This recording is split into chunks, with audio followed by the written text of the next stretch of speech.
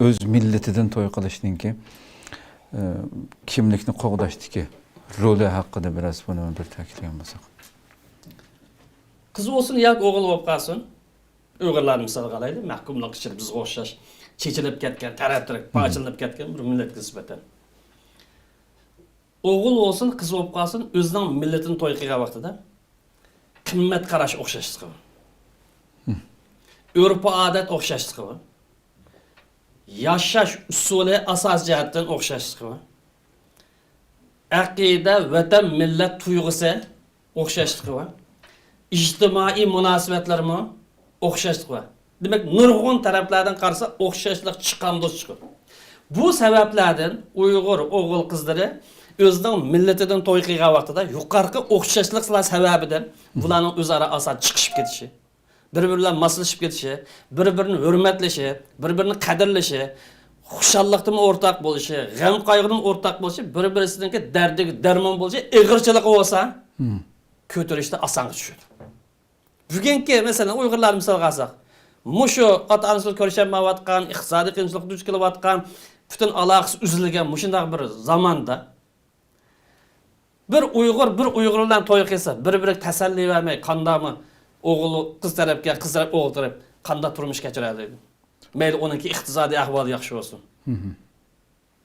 Vatan bilan aloqasi uzilgan, urug' tuqqan aloqasi uzilgan. Agar boshqa bir so'zdan bo'lsa, vatan dardi bo'lmagan vaqtida biz uni ayirib to'xtalamiz. Xo'sh. Bu bir-birisining dardiga darmon bo'lish degan narsa qachon bilinadi, buni his qilganlar biladi. Uyg'ur o'g'il qizlari o'zining millatidan bir dindor ekan. Dindor hammasi namoz o'qiganimiz dindor bo'lib ketmaydi. Buni biz ko'p to'xtaldik dindorlikning mohiyati haqida. Dindor bo'lgan, axloqli bo'lgan, ilm ma'rifatli bo'lgan, vatanparvar bo'lgan birlari bilan yoki yoshlar bilan qiz o'g'il bo'lsin to'y qilib, bular bir-birisining dardiga darmon bo'lishi, orzu armonlarda o'rtaqlashishi. Shuning bilan birlikda aqida, vatan, millatningki harakat uchun tang otlanishi. Bu millatningki hurlikka erishishi, adolatga erishish uchun kuchining yetishishi, imkoniyatining yetishishi, bir kishilik has qo'yishi, e'tiqodiy jihatdan, yani diniy jihatdan, milliy jihatdan, siyosiy jihatdan, axloq jihatdan qechib qutulib olmaydigan bir mas'uliyat sanaladi. Her bir Sharq Turkistonlik nisbatan diniy xizmat qilish, aqida xizmat qilish musulmon usubi bilan. Bu millatningki omonlikqa, hurlikka erishish uchun xizmat qilish, mahkum millatningki ozodlik uchun xizmat qilish yoki harakat qilish uning e'tiqodiy majburiyati, axloqiy majburiyati, milliy majburiyati, siyosiy majburiyati. Buni hammamiz qilib o'tamiz, qilmamdi, undan keyin to'xtalamiz. Xo'sh. Endi Uyg'urlar orasida yoki muhojirlar orasida ma'lum sabablar tufaylidan boshqa millatlar to'y qilib qolish ahvollari ilgari yuz bergan. Hozirgisi boshqa, ilgirgisi boshqa. Buni farqlantirish lozim.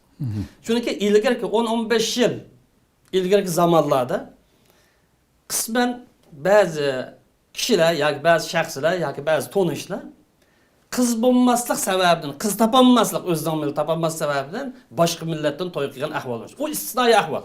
Chunki u vaqtda pasport ishlatilmaydigan, vatandan chiqolmaydigan yoki bir Uyg'ur qizini topolmaydigan u ahvol 15-20 yildan oldida ba'mudsi chet elda bor. U istisnoiy. Hamda normaldiki, hozirgi misolni olib aytsa, hozirgi zamonda ko'plagan Uyg'urlar 1 milliondek sirt yashayotgan Uyg'urlar bor edi. Bularning yot millatlar to'y qilib qolish ahvollari bor. Mesela nima sababdan deyil? Buning sabablari ko'p bo'lsin, buni 6-7 xulosa qilaman. Bir ko'ngil sababi. Kuyib qolgan, bir maktabda o'qib, oshiq bo'lib qolgan. Ya qiz qilib qolgan deganga o'xshab bir millat. Ya o'g'il bo'lsin, qiz bo'lib qolsin. Bu mashhur sababimiz. Xo'sh. Yoki bir manfaat sababidan to'y qildi. Qiz bo'lsin, o'g'il bo'lsin. Bir vatandoshlik erishish. Bir boshqasi bilan. Yoki bir xizmatga o'rilish degan manfaatni o'ylaydi. Yoki Uyg'ur desa buni to'yliqqa monchilik pul talab qiladi, mehmoncha qilsak monchilik qildi, to'yliqning va to'y chiqimining ig'irligidan bir tal qahvalarlar yoki bir tal chokoladlar hal bo'ladigan ish ekan. Boshqa millat to'y qilishini nima qildigan bo'ladi? Iqtisodiy besimda yuz berishi mumkin. Yoki bo'lmagan bo'lsa, ba'zilari bor Bu başka milletlerning madaniyatlikdek tatlı söz, şeker söz to'xtamay hayotim jenim deb turdi ekan deb mastona bo'lib to'y qilib keladigan Xo'sh, xo'sh. qizi bo'ladi. Shunga o'xshash turli sabablar bor.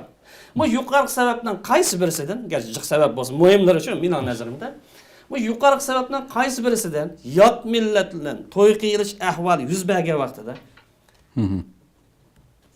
az sondikini chiqarib o'tgan chog'da, az sondiki qarindoshlarni istisno qilib o'tgan chog'da ko'p sonliqning ahvoli qarab bo'lgan. Ko'p sonliqning ahvolida bir aqida ruhi, ya'ni bu yerda masalan aqida va vatan millat xizmat qilish ruhi tepilamdi, tepilmamdi. Aqida vatan millat uchun fidokorlik ruhi bormi yo'qmi? Aqida vatan millat uchun qanini berdigan, janini berdigan, iqtisodini chiqardigan, aqlini chiqardigan, mana men tayyor degan bu ruh bo'lamdi yoki tugab ketamdi? Buningga shu kishilar yoki javob bersa bo'ldi, yoki bo'lmagan bo'lsa har biri o'yinib baqsa bo'ldi. Real. Biz ozgina kishilarni istisno qildik.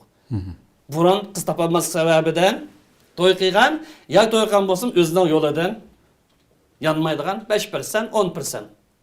Tamam bu maydondagi odamlar yoki harakatchan odamlar. Ammo 90% uning ahvoli aqida xizmatida, vatan millat xizmatida qanchalar? Qancha persent tushdi? Bu o'ylanish tegishli bir masala. Endi Uyg'ur qizni misolga olsak, yot bir millat bilan to'y qilsa, bu milliy kimlik uzun qolmay yo'qolib tugab ketadi. Balkim bir necha tal Uyg'urcha so'z bilishi mumkin. Ammo uningki bosh qurish, tarix, madaniyat, qimmat qarash, uch bu sababdan boshqa bilan to'y qilsa uzun qolmay tugdi bu.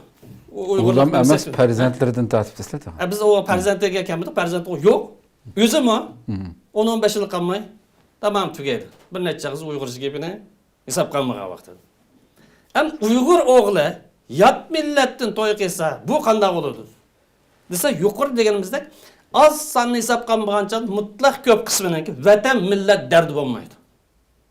Chunki o pasportga ega bo'lgan bo'lishi mumkin, xizmatga ega bo'lgan bo'lishi mumkin, obdan shirkatga ega bo'lgan bo'lishi mumkin, yoki bo'lmagan bo'lsa, hech bo'lmasa xotinning tava holatda, chunki bu xotin olgan bo'lgandikan, u bir vatanga ega bo'lgan bo'ldi. Bu vatanim tursa, yana u yerga qon urib, jon urib, to'xtamay jafo chekib, men bir yashab baqay degan bu xil tuyg'u kelib qolsa, ko'p sonliqning ahvoliga o'xshash, vatan millat uchun bu din uchun xizmat qilish deydigan ruh uningda o'lib tugaydi. Bu reallikmi, reallik bu xiyoliy sabsat emas. Hem yot millatdan tug'ilgan bolalarning ahvolini, buningki bir vatanparvarlik, vatan suygisi, vatan tuyg'usi deydigan bu narsadan so'z echish ozgina nisbatga bir necha % hisob qilmagancha bu yo'qligi. Xo'sh. Biz hozir uning emas, hatto chet elda tug'ilgan bolalarning vatanparvarlik ruhining naqadar ozligini vatan tug'ilgan bolalar uni farq etamiz. Shu. Ammo ota-onasining birisi chet ellik bo'lib qolsa, yot millat bo'lib qolsa, buningdagi vatanparvarlik ruhi, osh vatan uchun qon versan, osh vatan uchun aqlni ishlatsan, mol-mulkni ishlatsan, to'xtamay shu o'yda bo'lsan, nima deydi? Men kimdik qarim to'kilgan ya uras, uya, buya, uni bilan men nima ishim? Hozir xizmat va maktab va u va bu va deb o'ziniki rivoyatini bayon qilish mumkin. Demak, xulosaga vaqtimizda yot millat bilan to'y qilganlar kim bo'lishidan qat'iy nazar, biz istisnodan boshqa.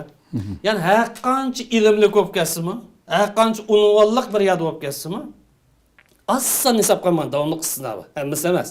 Ba'zi bir shaxslar hisob qilmagan chog'da ko'pincha insonlarda vatanparvarlik ruhi, milliy tuyg'u ruhi, milliy qarindoshlik ruhi, mas'uliyat ruhi, aqid vatan millat uchun xizmat qilish ruhi ojizlashib ketadi yoki bo'lmagan bo'lsa, yo'qolib tugaydi. Buni o'shan gapimiz chiqqan vaqtida o'zining millatidan to'y qilishning naqadar muhim ekanligini, milliy mavjudlikni qo'g'dash uchun mustaqillik yo'liga ayolning tang his qo'shish uchun, davlat qurish uchun o'zining millatini to'y qilishning naqadar muhimligini mishada ko'ramiz.